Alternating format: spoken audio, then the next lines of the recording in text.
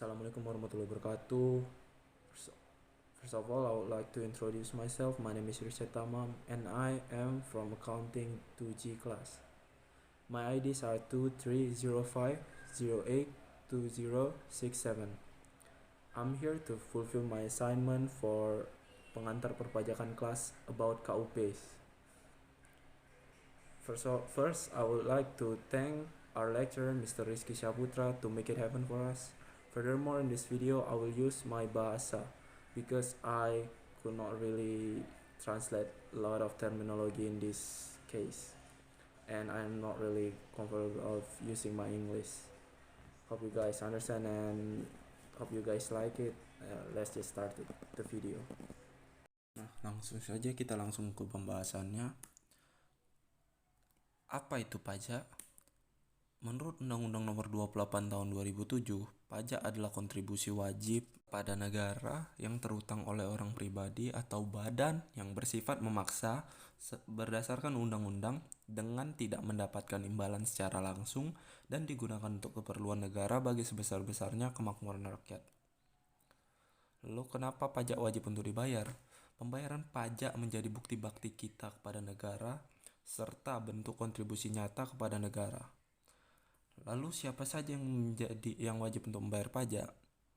Ada dua kategori, yaitu subjek pajak dalam negeri dan subjek pajak luar negeri. Untuk subjek pajak dalam negeri, orang pribadi berciri sebagai berikut: bertempat tinggal di Indonesia, berada di Indonesia lebih dari 183 hari dalam 12 bulan, wajib pajak berada di Indonesia dan berniat bertempat tinggal di Indonesia. 2. Badan yang didirikan atau bertempat kedudukan di Indonesia. Warisan yang belum terbagi sebagai suatu kesatuan menggantikan yang berhak untuk membayar. 2. Subjek pajak luar negeri, yaitu orang pribadi yang tidak bertempat tinggal di Indonesia atau berada di Indonesia tidak lebih dari 183 hari dalam jangka waktu 12 bulan. Badan yang tidak didirikan dan tidak berkedudukan di Indonesia yang menjalankan usaha atau melakukan kegiatan melalui bentuk usaha tetap di Indonesia dapat menerima atau memperoleh penghasilan dari Indonesia tanpa melalui badan usaha tetap di Indonesia.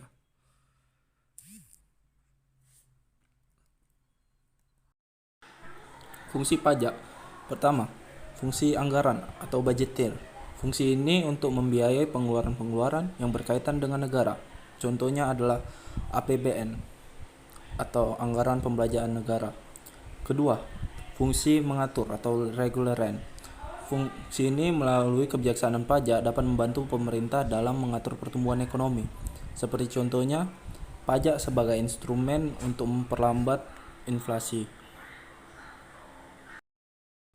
Lalu apa dasar hukum perpajakan? Hukum tata cara dan ketentuan perpajakan diatur dalam Undang-Undang Nomor 6 Tahun 1983 tentang ketentuan umum dan tata cara perpajakan.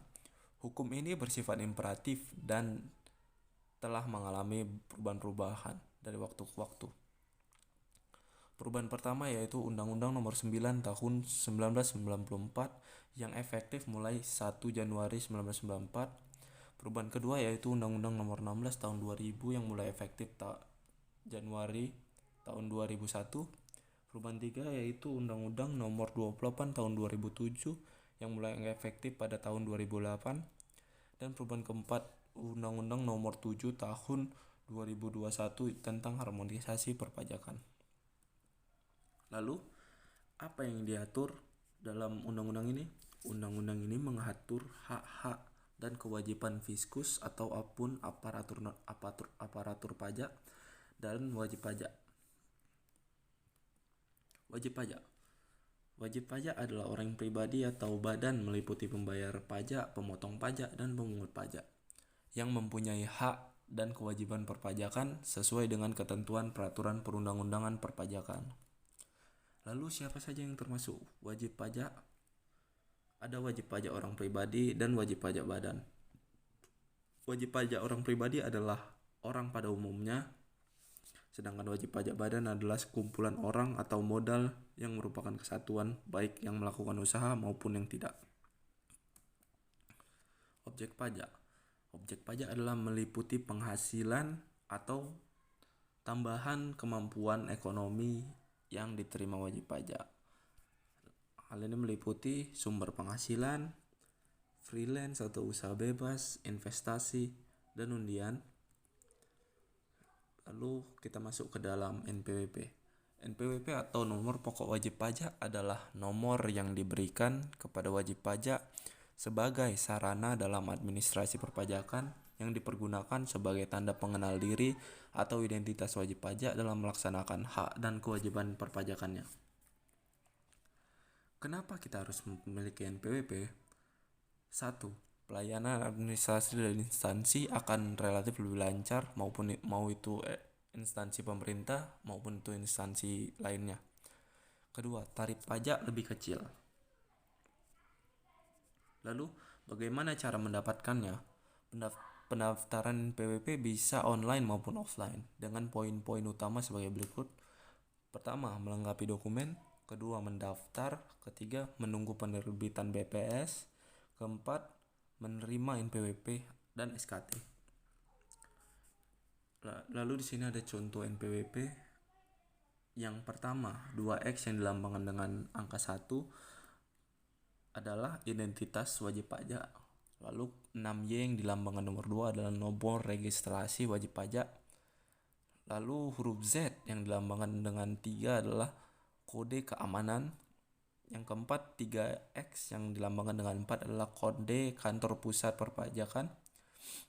Nomor 5 yang dilambangkan dengan 3Y adalah kode cabang kantor pajak. Peraturan yang terbaru yang dikeluarkan oleh Dirjen Pajak pada tahun 2023 adalah sebagai berikut. NIK sama dengan NPWP yang akan mulai berlaku dari 1 Juli 2024. Lalu siapa saja yang bisa mendaftar NPWP? 1. Orang pribadi dengan alamat wajib pajak. 2. Badan usaha dengan alamat kegiatan usaha. Lalu apakah NPWP dapat dihapus ataupun dicabut?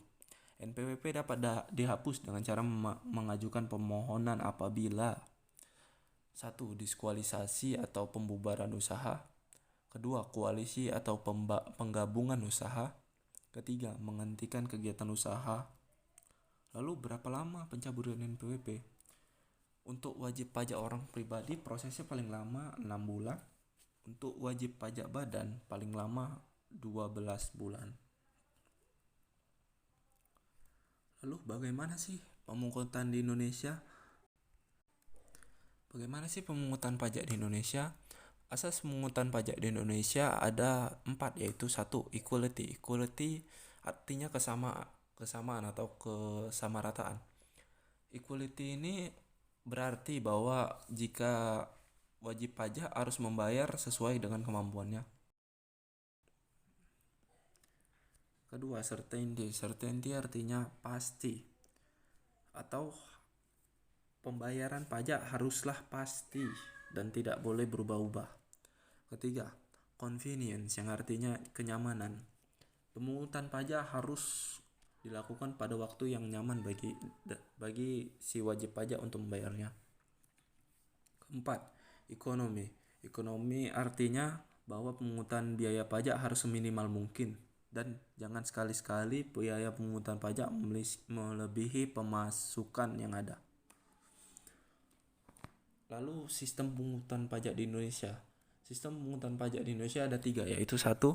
Self-assessment system, yaitu kita sebagai wajib pajak harus melaporkan pajak kita ke pemerintah.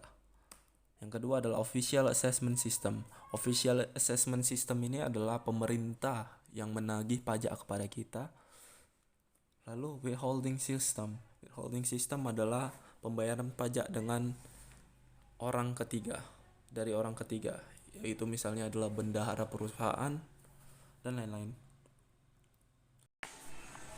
Thanks for watching my videos about KUP, and I apologize for whatever you might think missing in the videos. If there is any improper that you might think you find in the video, please let me know, and I'll be seeing you guys soon. Peace out.